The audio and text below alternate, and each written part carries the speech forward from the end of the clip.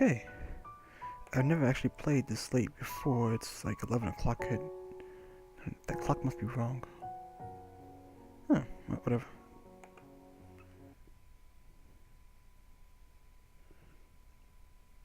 Wait, this is not the one. Wait, yeah. Oh, this one, sorry. I was like,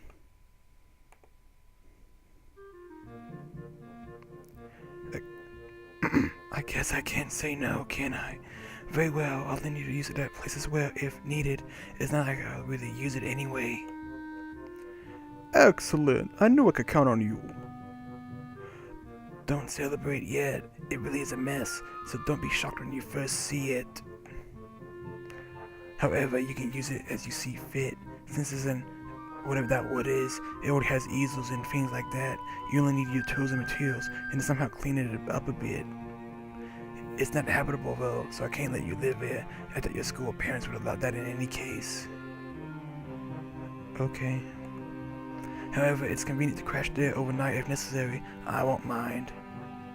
Haha! Most excellent, isn't it, Tuzaki? He enthusiastically pats Ren on the shoulder, laughing in relief and happiness as if his good fortune landed on him personally. Oh, by the way, I've been reading Holy Land like I said in the last session, but I was on a freaking grind. I have like maybe 4 chapters left, and it just goes insane. I can't explain why I like it so much, but it just drew me in, and I can't explain it really. And it's funny, actually, you ever read a manga, like, you see it like on a popular list, like you see like maybe it's 200 chapters later on, but you decided to read like maybe 2 or 3 chapters in the middle of nowhere. And the thing is, I've read a couple of chapters before, and I know it was this manga because we'll meet it on the streets. They always mention the streets. I remember reading it like a year or 2 ago, and I never really got into it. And now, I love it. That life's funny. Sai smiles as well, perhaps more amused by the old teacher's glee than anything else. Oh dear, Shin, this is really like back then. Are you sure we haven't bitten off more than we can chew? She looks at Ren, who seems to be oddly subdued despite all this. I hope it'll be worth it, kitten. She holds out her hand as the shake grins, but realizes the impossibility and quickly moves to pat her on the shoulder. Rin looks back at her silently, her eyes serious and impenetrable, like the dark of the night.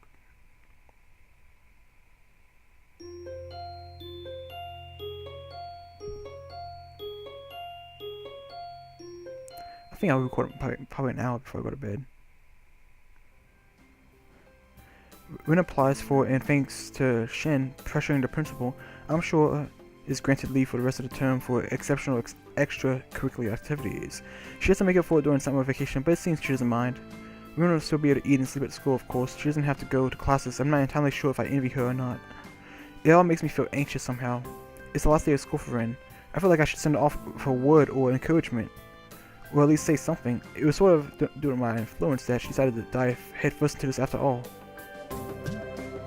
My class is in a good 20 minutes early, so I walk down to the lobby and buy a can of juice, then sit down on the bench and wait for Ren. I pull out a novel from my bag and search for the place where I was. Time stretches comfortably over the warm afternoon while I idly sip my orange juice, which is amazing by the way. I mean, it's not as good as apple juice, but it's still pretty good in its own right. And read a few chapters of the book. The plot doesn't seem to advance at all, but it's all the same for me. The bell rings.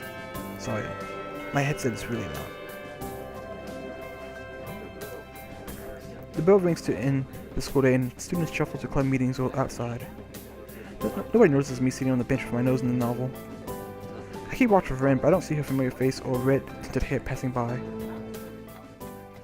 I check my watch 20 minutes past the end of class when the lobby has all but empty of people again. Even Ren should have already managed to get out of class, but either I missed her walking by or she never came downstairs. Perhaps she went to the art club room for some last minute things instead, or got held back by her strict homeroom teacher. I haven't really waited that long, but I'm tired of it already, so I decided to go find her myself. I stuff my book in the bag and throw the now empty juice can in the trash bin. Bitch, you don't recycle? Oh, fine. And then I go upstairs. The hallway is eerily quiet, as there are no club rooms apart from the art room nearby. I checked at first, but not even the teacher is in. Coming back towards the stairway, I quietly knock on the door 3-4 and push the door open to peek in. Yellow sunbeams cross the classroom, falling across the floor. The dust and chalk floating slowly in the air make the light almost palpable. The entire room bathes in the gentle light shining through the windows, washing the shadows away. Only one person is inside the classroom. Rin sits, in what I assume is her seat, next to the window in the third row. Her head rests against the desk. I wonder if she slept through it all. Apparently not even Emmy had the heart, or maybe the capability to wake her up. I close the door quietly, walking past the neat, even rows of desk. I go over to her where she sits. Rin? My mouth is so suddenly dry that the word comes out as a tiny whisper. And here I am staring at a sleeping girl. I guess I do have a sleeping girl fetish. She doesn't answer, so I set my bag down on the floor next to her and lean over her to look at her face. Gosh, I'm such a creep. Rin's eyes are peacefully closed, long eyelashes projecting thin shadows onto her cheeks. Her mouth is slightly open, letting me hear the quiet sound of her breathing. Okay, this is getting creepy. Her usual messy hair is even... Yeah, I can actually see it today. Her usually messy hair is even more so today, lying in complete disarray over half her face and forehead. Her bag is lying at her feet like a forgotten rag doll. A few books and pens have fallen out of it near her seat. The scene makes me smile a little bit. I touch Rin's head slightly, sweeping a few stray hairs off her ear. Her hair feels warm against my palm. Rin stirs and I retract my hand on reflex, feeling embarrassed for touching her so casually. She looks so vulnerable, like any sleeping person. It's impossible not to feel fondness towards her. I sit on the desktop of whoever is in front of Rin. Oh gosh, then draw the window slightly open to get some fresh air in. Hopefully I'll wake up and I won't have to resort to cruder methods. Or you could let her sleep. She doesn't wake up, but I didn't really expect her to. I just wanted to see her hair blowing in the wind. Looking at her makes me feel tired as well. To be honest, I wouldn't mind a quick nap either, but I content myself with leaning against the large window. The glass is warm against my ear and cheek as those windows face west towards the setting afternoon sun. The afternoon light is slowly melting to Rin's auburn hair, softening her outline so that she seems to be fading into her surroundings. The minute twitches of her muscles, her hair swaying in the air current, the even rhythm of her breathing, it all gives a strong impression of a dreaming girl. Like all sleeping people, Rin looks like she's away from this world, in some distant dream country. Really? Meh. With her, it doesn't seem so obvious that she would ever come back. She seems so detached from her surroundings, even when she's awake. In fact, she has the same kind of air around her when the realization hits my consciousness without warning. Rin sometimes looks like that when she's painting. Her focused expression gives her the same feeling of being on the other side of some imaginary gap as if looking at... I'm sorry.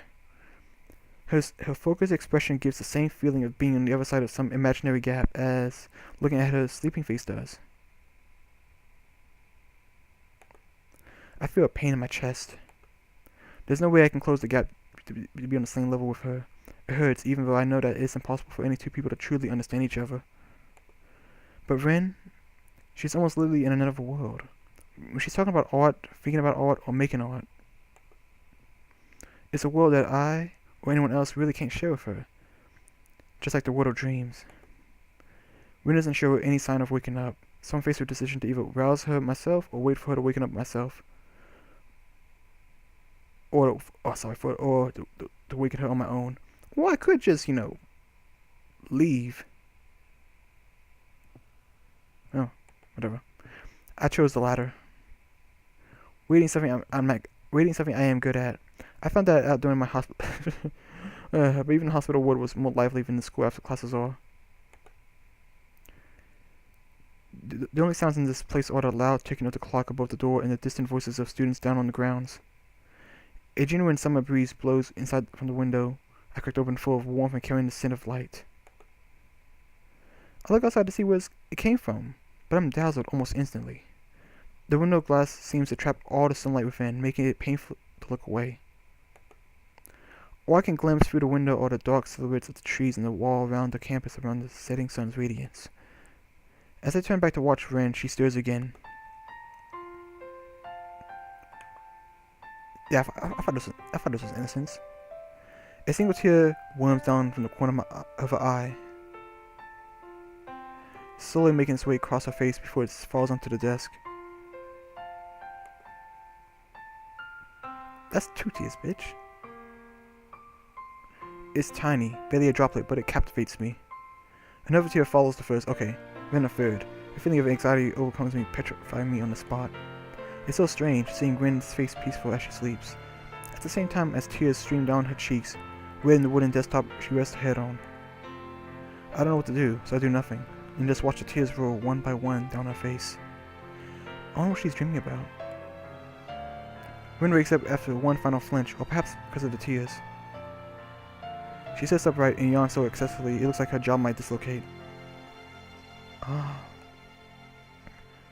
She notices my presence, but her reaction is more like the lack of any reacting at all.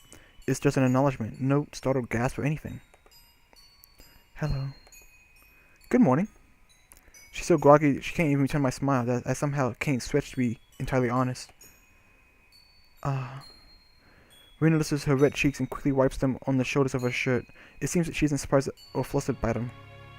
You cried in your sleep. A bad dream? No, it's nothing like that. It's something I learned to do. From other people. It's a funny story. I'll tell you later. On second thought, not really that funny at all. I guess I won't tell you. Did you want something, or did you just come to watch me sleep? I just wanted to watch you sleep. Oh, well. It's after classes now, and I'm seeing you right here. Yeah, I just want to say good luck or something. I figure the upcoming weeks are going to be a lot of work for you. Thanks. Rin yawns again and blinks a few times. I feel weird. Didn't really sleep much last night at all. Butterflies in your stomach? What? No. I mean, yes. I know what that means. Butterflies. Don't really feel so good now. It'll be fine. You're so confident. Someday it'll bite you in the ear. I'll look forward to it. I think I have to go. I promised Mr. Sanji that I go there straight after school. And now it's after school. Is it okay if I come by sometime? I'm guessing you're planning to work long hours, so if you prefer to avoid distractions.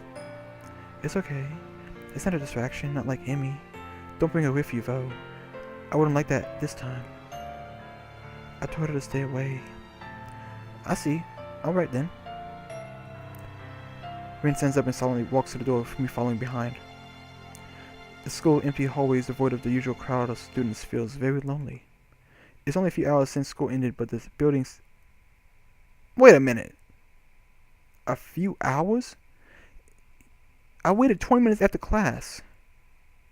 And assume I waited let's just say, assuming it took 40 minutes to find Rin. I've been watching her sleep for about an hour?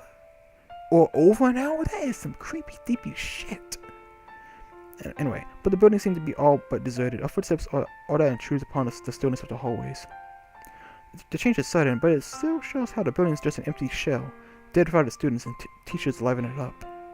It's like the school has become a private ward for just the two of us, a desolate place filled with silence and chalk dust. I'm gonna change.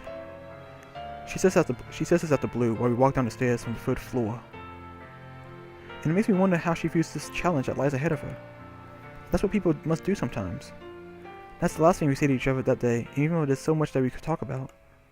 Even those words drawn in all-encompassing silence, disappearing into the stagnant air as if they were never said.